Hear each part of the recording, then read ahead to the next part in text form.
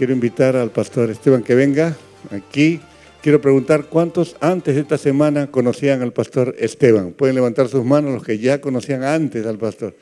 Casi nadie. Bueno, él es un viejo amigo y siervo con nosotros desde los años 90. ¿Verdad que sí?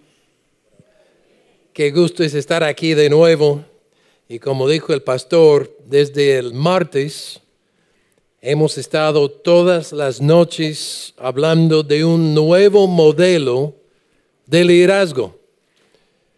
Un modelo que no depende de los valores de este mundo, ni de los principios y las técnicas de la gestión y manejo, sino depende de la persona de Jesús. Es un liderazgo, un discipulado a la manera de Jesús.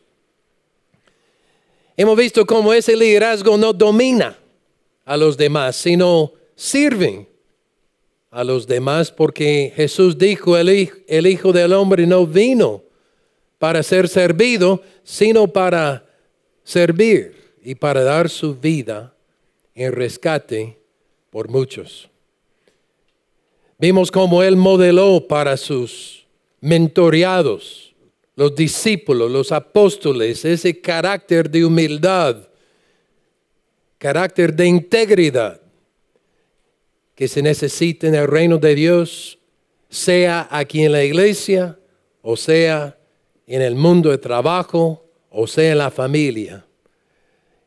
Esto de vivir al estilo de Jesús requiere que uno renuncie a sí mismo para que Cristo se manifieste en la vida de uno. Y por eso estamos aquí en esta mañana.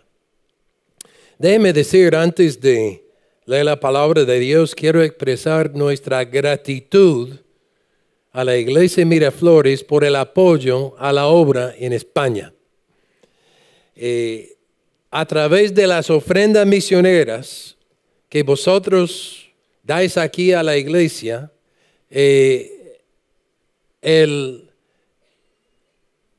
la obra en España se está avanzando.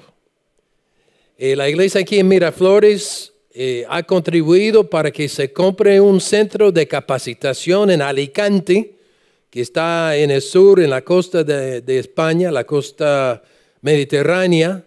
Y allá en ese centro, la visión es tener una capacitación para formar misioneros de Europa que vayan a las naciones, al mundo musulmán y donde quiera que os envíen. Y en los últimos 2 años se han realizado un par de capacitaciones allá con testimonios impresionantes de cómo Dios está obrando en la vida de los jóvenes que participan en ese centro que se llama Betania. Y también la iglesia está apoyando la obra de varios obreros en España, en la alianza. La alianza cristiana y misionera en España es pequeñita. Aquí en Lima hay no sé cuántas iglesias. ¿Cuántas iglesias hay? ¿70? ¿80? ¿78? 68. 68 iglesias. En todo el país de España hay como 18, 19 iglesias de la alianza. Más que todo, bueno, estamos en Madrid y sus alrededores, Barcelona, Granada y en las Islas Canarias. Pero aquí la iglesia, a través de sus oraciones y sus donaciones, están apoyando la obra y estamos viendo crecimiento en la iglesia, y quiero daros gracias por participar en eso. No sé si sabe, pero el presidente de la alianza en España no es español, es peruano, el pastor Juan Zúñiga. Y tenemos en Illescas el pastor peruano, Dolan Castañeda, y en Madrid el pastor Fernando Castro, y en el norte de Barcelona, en Granollers, Marco Lugo, peruano, casado con catalán. Qué matrimonio tan interesante. Y la iglesia más grande de la alianza en España, en Barcelona, Vilamarí, también el pastor de Trujillo, el pastor Jorge Álvarez. Perú está teniendo un impacto en España. No solamente a través de los pastores y misioneros que ha enviado, sino también a través de este apoyo que la misma iglesia en Miraflores ha venido ofreciendo. Mira, a veces la gente me pregunta, ¿cómo es esto en Europa, en España? ¿Cómo es el ambiente espiritual? En España la situación es bastante compleja. Pues compleja políticamente, porque vosotros que habéis leído y mirando las noticias saben que por meses no tenemos un presidente en España, pues algo interino allá hasta que por fin haya alguna mayoría, pero esto ha ido mucho tiempo. El país está como estancado políticamente, pero también económicamente. Aunque las cosas se han mejorado un poquito en España, sigue el desempleo en un 20%. Y uno diría, bueno, el ambiente espiritual, ¿cómo es? Pues también bastante compleja. Porque en España tú tienes dos lados. Por un lado es la religión tradicional de España, que es el catolicismo romano, y hay gente bien ferviente en esa tradición, pero por otro lado, la mayoría ha sido influenciada por el escepticismo europeo y han rechazado la iglesia y han rechazado a Dios. Mi mujer Claudia enseña inglés y estaba enseñando en un instituto allá en Madrid donde vivimos y estaba enseñando a niños. Y ella decidió una noche, bueno, voy a orar antes de empezar la clase. No es un instituto cristiano, es un instituto de inglés, pero los dueños le dieron permiso para orar antes de empezar la clase. Entonces, cuando ella dijo, voy a levantar una oración a Dios, un niño de 9 años levanta la mano y le dice, pero yo no creo en Dios. Yo no creo en eso de la oración. Han criado ese niño a ser ateo. Y así son las nuevas generaciones en España. Han rechazado no solamente la iglesia, pero han rechazado a Dios. Entonces uno se encuentra en la encrucijada allá, predicando el evangelio en medio de mucha resistencia espiritual. Tú sabes que la denominación más grande en España es de gitanos. Se llama la iglesia Filadelfia. Y ellos como denominación son la denominación cristiana más grande en España. Y en la alianza la mayoría es latina y damos gracias a Dios por los inmigrantes latinos, gracias a Dios. Pero te muestra cuán difícil es llegar al español. En España menos del 2% conocen a Cristo. 2% de la población, no más. En una época así era el Perú. Algunos de vosotros recordáis aquellas épocas cuando era el evangelio era pues como cosa rara aquí en el Perú. Pero ¿qué pasó? Dios se movió soberanamente aquí en el Perú. Sopló sobre el país con su Espíritu Santo, llamando a muchos a buscar a Cristo, a entregar la vida a Él. Y mire lo que Dios ha hecho hasta hoy.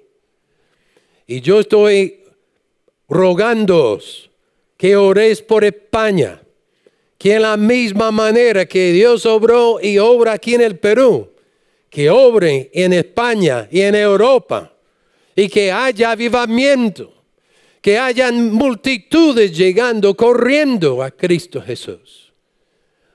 Rogad por la iglesia, rogad por los pastores, Rogad por este servidor y otros que estamos allá sirviendo, compartiendo el Evangelio de Jesucristo. Gracias por vuestras oraciones.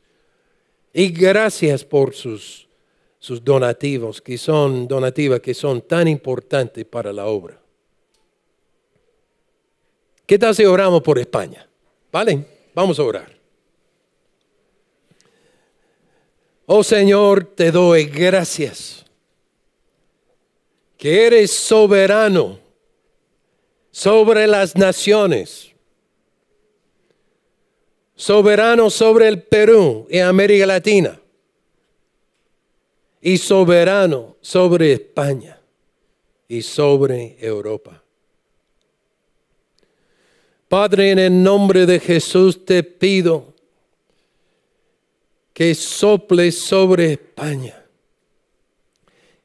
que en ese contexto tan árido espiritualmente, que envíes lluvias de gracia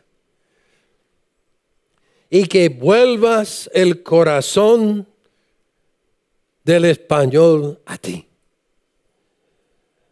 Padre Santo, no solamente entre los españoles, sino también entre todos los inmigrantes latinos, africanos, asiáticos, musulmanes que han llegado a España.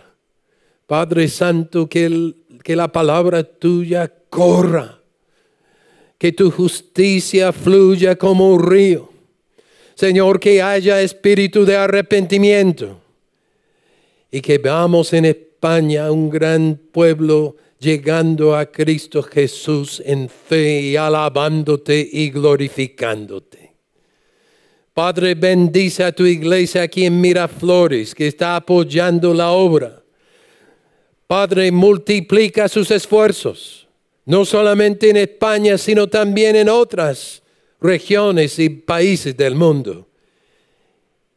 Y usa, Señor, a tu iglesia para apresurar la venida del gran Rey, porque sabemos que este evangelio del reino será predicado en todo el mundo como testimonio a todas las naciones, y entonces vendrá el fin. Aleluya, Señor. Que cuando Cristo venga, habrá personas de toda lengua, nación y pueblo diciendo aleluya. Aleluya, Señor. Aleluya. En el nombre de Jesús. Amén.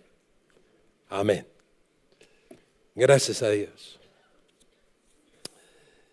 Vamos a abrir la Biblia en esta mañana, Filipenses, capítulo 2. Filipenses, capítulo 2.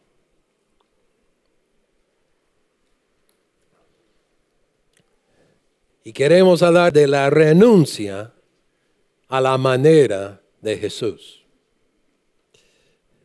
Muchos hablan de la epístola a los Filipenses como la epístola de gozo, porque Pablo vez tras vez habla en el libro sobre el gozo en el Señor.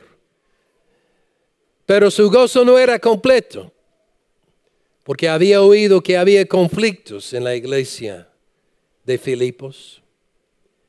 Y él llama a la iglesia a la unidad, y en este pasaje en Filipenses 2, uno de los pasajes más profundos en el Nuevo Testamento, él apela a Jesucristo como el modelo de la humildad y de la renuncia. Vamos a ponernos de pie para leer la palabra de Dios. Filipenses capítulo 2, empezando en el versículo 5. Filipenses 2, 5. Si tú, allá está en la pantalla. Filipenses 2, 5. Dice la palabra de Dios. Haya pues en vosotros este sentir que hubo también en Cristo Jesús, el cual siendo en forma de Dios no estimó el ser igual a Dios como cosa a que aferrarse, sino que se despojó a sí mismo, tomando forma de siervo, hecho semejante a los hombres. Estando en la condición de hombre, se humilló a sí mismo, haciéndose obediente hasta la muerte y muerte de cruz. Por lo cual Dios también le exaltó hasta lo sumo y le dio un nombre que es sobre todo nombre. Leamos todos juntos, voz alta.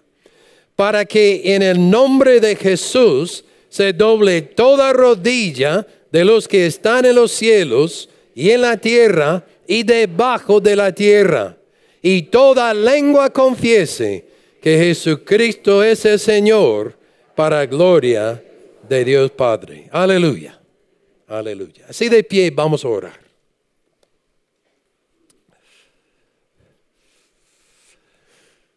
Oh Señor, anhelamos ese día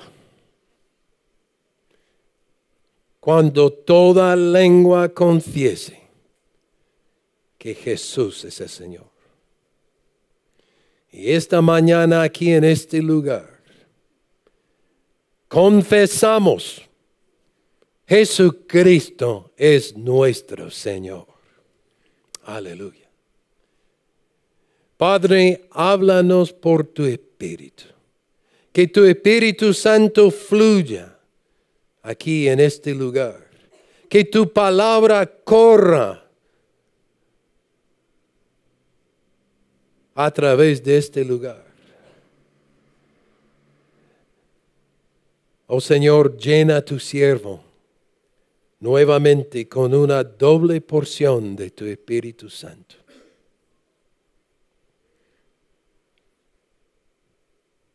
Yo creo en Dios el Espíritu Santo. Te alabo, Padre Celestial, en el nombre de Jesucristo. Aleluya. Amén. Amén. Podéis tomar asiento. Gracias.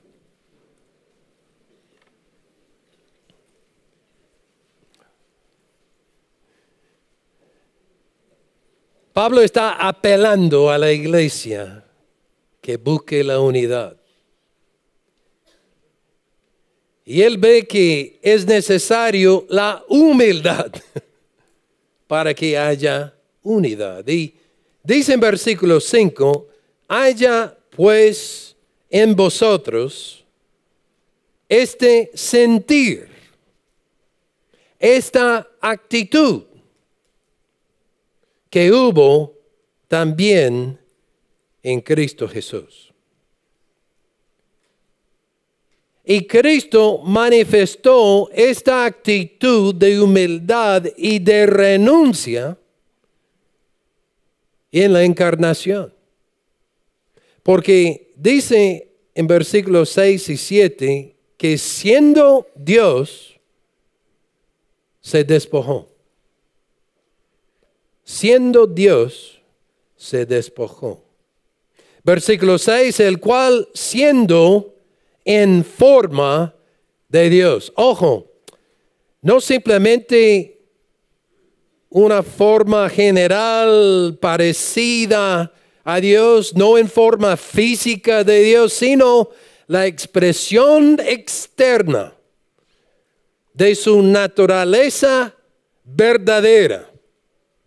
No una fachada, sino verdaderamente divino, verdaderamente Dios. En el universo, las personas tienen una sola naturaleza. Dios Padre, Dios Espíritu Santo, tiene naturaleza divina. Los ángeles tienen naturaleza de ángeles. Los seres humanos tenemos naturaleza humana. Pero en Jesucristo, el eterno Hijo de Dios, cuando nació hombre, nació de la Virgen María, siendo hombre, es el único ser en todo el universo que tiene dos naturalezas. Naturaleza divina y naturaleza humana. No es que se mezclan para formar una tercera sustancia, o en el latín tertio quid, sino sin confundirse y sin oponerse, en una sola persona, dos naturalezas, la divina y la humana. Y dice que siendo divino, siendo Dios, se despojó. Se despojó. Porque en versículo 6 dice, siendo en forma de Dios, no estimó el ser igual a Dios como cosa a que aferrarse. Jesús no empezó a existir en el establo en Belén, en el pesebre. Cuando nació, Él no empezó a existir allá, sino Él existía desde la eternidad. Con Dios Padre, Dios Espíritu Santo, está también Dios el Hijo. Igual a Dios en atributos, en gloria y en esplendor. Y dice la palabra en versículo 7 que se despojó a sí mismo. No se aferró, como es el verbo, la última palabra en versículo 6, no se aferró de sus derechos divinos, sino renunció a sus derechos. Como dice en 2 Corintios capítulo 9, siendo rico, se hizo pobre por nosotros. Nuestra tendencia es defender nuestros derechos a capa y espada. Pero la renuncia a la manera de Jesús es despojarse de esos derechos. La palabra aquí, despojar o despojarse, literalmente significa separación. ¿De qué se vació? ¿De qué se despojó? Algunos dicen, no, pero se despojó de su divinidad. No, Él no dejó de ser divino. Tiene las dos naturalezas. No es como, bueno, estuviera más hombre que divino y ahora está más divino que hombre. No, no. Siempre Dios hombre. 100% hombre y 100% divino. Sino, no se despojó de su divinidad, se despojó de sus derechos de divinidad. Vació a sí mismo de Él mismo, en el sentido de despojarse de sus privilegios y de sus propios deseos. Y dice que tomó en versículo 7 forma de siervo. Forma no simplemente una apariencia, sino realmente manifestó que era siervo. Y en el idioma original la palabra es, tomó forma de esclavo. Forma de esclavo. El eterno Hijo de Dios tiene el derecho de servir. Por eso Él dijo, el Hijo del Hombre no vino para ser servido, sino para servir y para dar su vida en rescate por muchos, es el carácter de Dios. No es venir y dominar. No es venir y exigir adoración,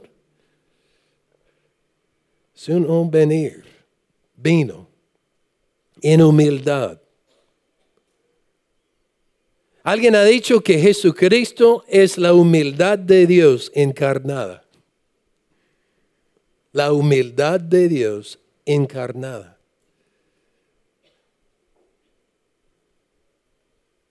Renunció a sus derechos. Siendo Dios, se despojó. A veces la gente no dice, yo quiero renunciar a ciertas cosas, me renuncio a diferentes aspectos de la vida, pero hay otra cosa que yo creo que el Señor entiende y yo tengo que mantener control. No, amigo mío. La renuncia a la manera de Jesús es absoluta e incondicional. Hay personas que dicen, pero yo creo en Jesús a mi manera. ¿Tú has oído eso? Y tengo un amigo que dice que la religión más popular hoy en día es el a mi manerismo. Yo creo a mi manera. Mira, amigo. Para seguir a Jesucristo no es creer a tu manera.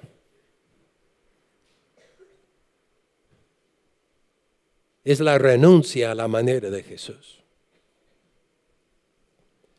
Siendo Dios se despojó, pero también dice en versículos 7 y 8 que siendo hombre se humilló. Siendo hombre se humilló. Dice versículo 7, se despojó a sí mismo, tomando forma de siervo, hecho semejante a los hombres. No es que simplemente apareciera como si fuera hombre. No. Sino entró Jesús en un nuevo estado de existencia. El que creó ángeles, estrellas y planetas y todo lo visible y lo invisible, dejó su trono de gracia y fue hecho hombre. No una apariencia falsa, no fuera como un fantasma, sino un verdadero hombre. Dios hombre. Y dice en versículo 8, y estando en la condición de hombre. Es decir, a la vista era un hombre común, como cualquiera. Yo sé que a veces pensamos que hubiéramos estado en Israel en aquella época, habríamos reconocido a Jesús inmediatamente, ¿no? Es como en las pinturas que tiene Aurora. Y muchos tienen la imagen de Jesucristo alto, ojos azules.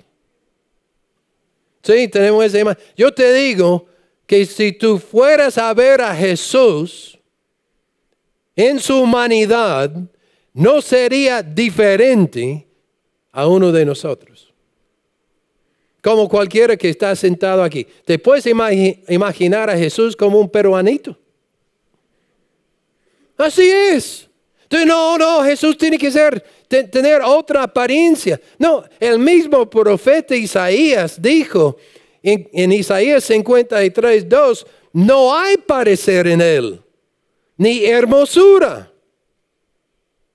Le veremos más sin atractivo para que le deseemos. Era un hombre común en ese sentido, en su apariencia.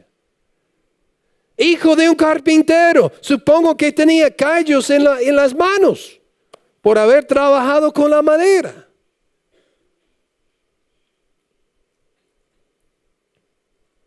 Y siendo hombre, se humilló.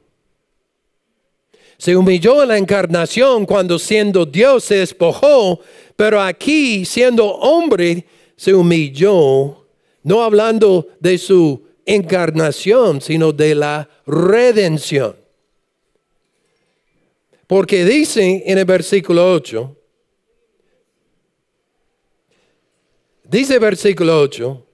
y estando en la condición de hombre, se humilló a sí mismo, haciéndose obediente hasta la muerte. Se humilló en obediencia al Padre. Uno dice, no, pero eso era ¿cómo se llama? Cuando un padre mata a su hijo, ¿un patricidio es?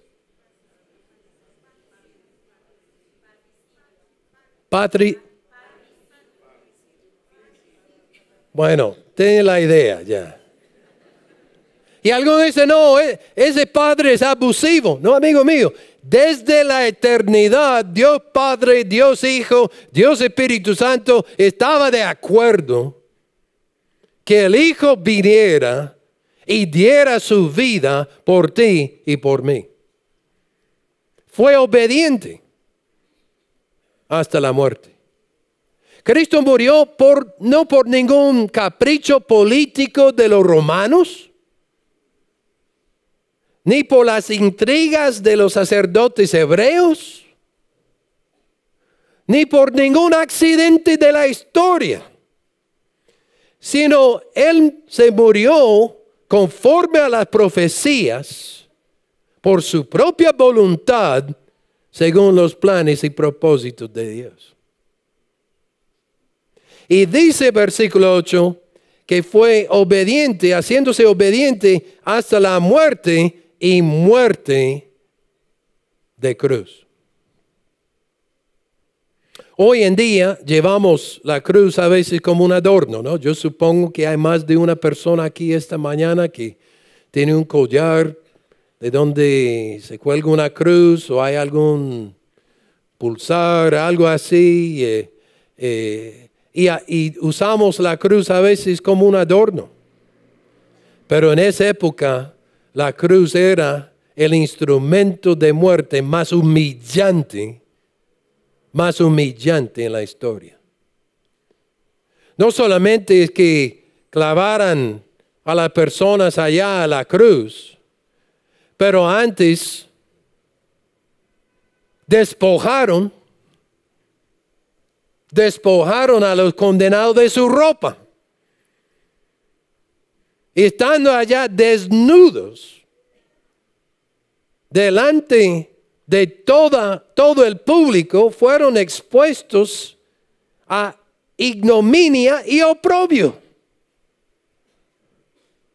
Era tan humillante la muerte en la cruz que la ley romana prohibió la crucifixión de ciudadanos romanos. La muerte de cruz era humillante. Y Cristo, siendo hombre, se humilló, renunció a sus derechos. Él podría haber llamado a millones de ángeles. ¿Te puedes imaginar? Si tú hubieras estado allá en la cruz y todo el mundo allá vilificándote, echándote improperios y todo, y tú dices, un momento, yo te muestro quién es el rey. Que vengan unos ángeles para arrastrar con todos estos impíos, pero él no lo hizo. Renunció a todos sus derechos. La cruz era un instrumento de renuncia, un instrumento de humillación. ¿Sabe que a veces nosotros queremos elegir los instrumentos que Dios usa para humillarnos? Yo quiero que uses por favor al hermano fulano y tal, porque él me cae bien y eso no me va a doler tanto. No, Dios va a elegir a las personas y a las circunstancias que Él quiere para llevarte a la renuncia a Él. Pero nosotros nos resistimos. ¿Sí? No, yo tengo mis derechos. ¿Cómo puede ser que me traten en esa forma? ¿Cómo puede ser esta injusticia?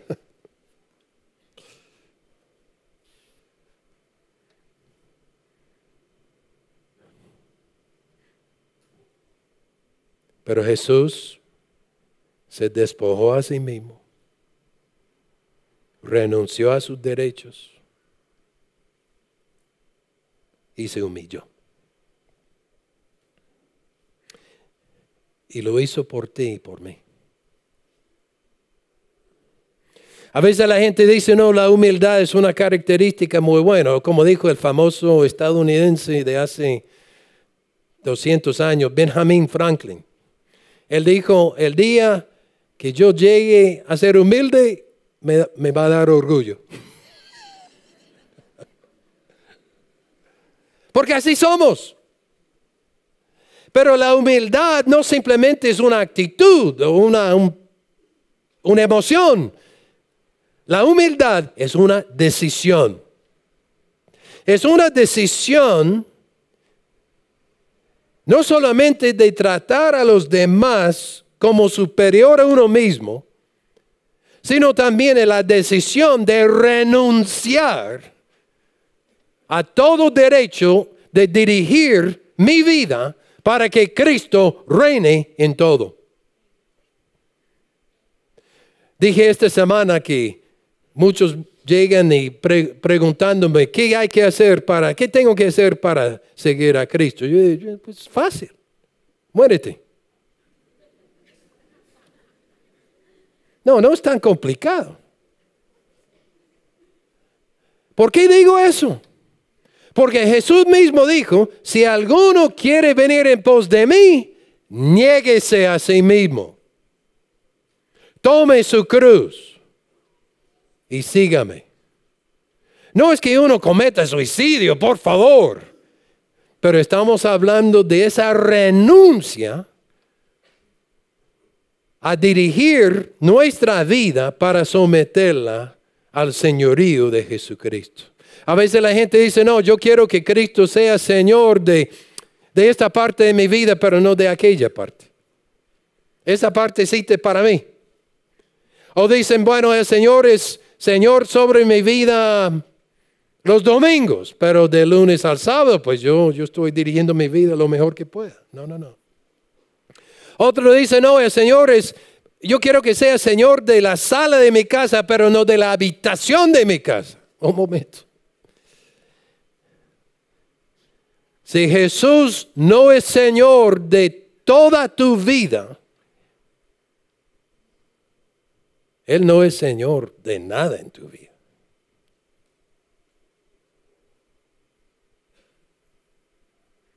Porque sobre cada centímetro de tu vida y sobre cada segundo que vives, Jesús dice, es mío.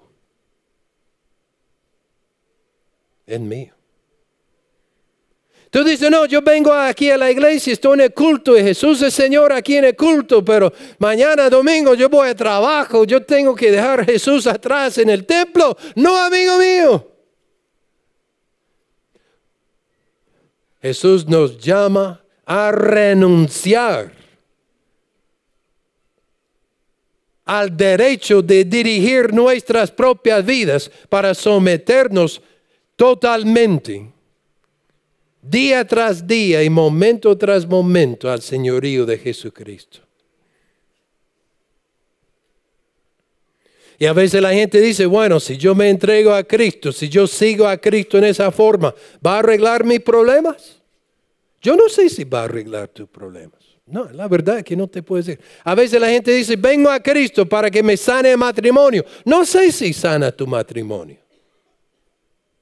No sé si resuelve tu problema económico, no tengo ni idea, pero lo que sí sé es esto, que Él es digno Él es digno de que te rindas a Él, cuerpo, alma y espíritu.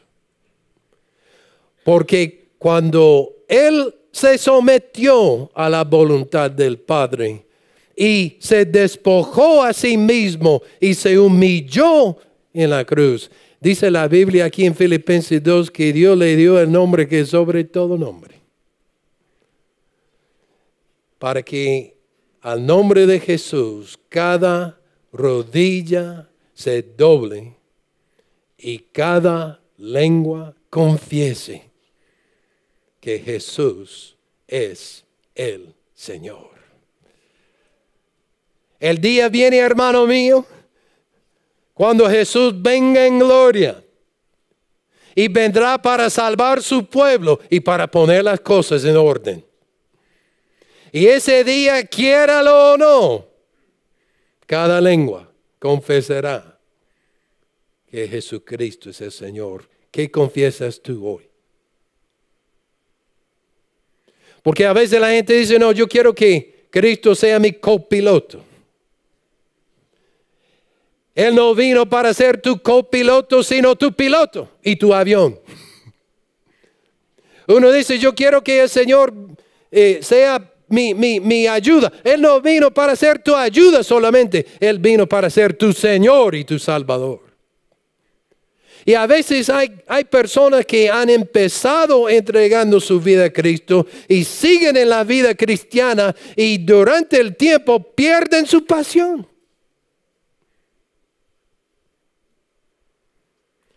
Porque se olvidan de que Jesús es el Señor sobre toda su vida, cada área de su vida. Y pierden la vista de la renuncia a la manera de Jesús.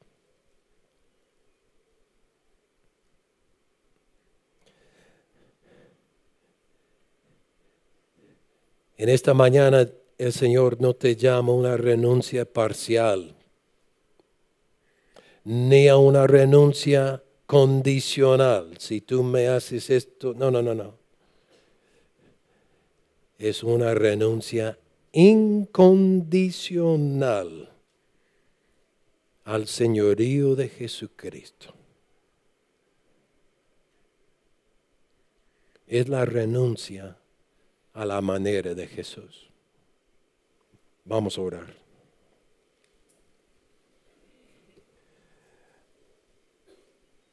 Señor, te doy gracias que hoy has tenido palabra para nosotros.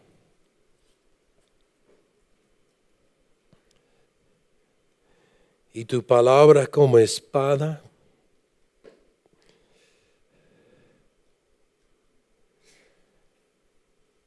corta, duele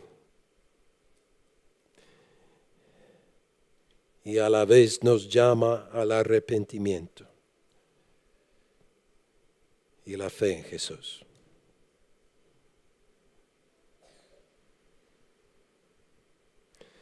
Señor, te pido que manifiestes a cada persona aquí cómo debe de responder a tu palabra en esta mañana. Glorifícate aquí, Señor.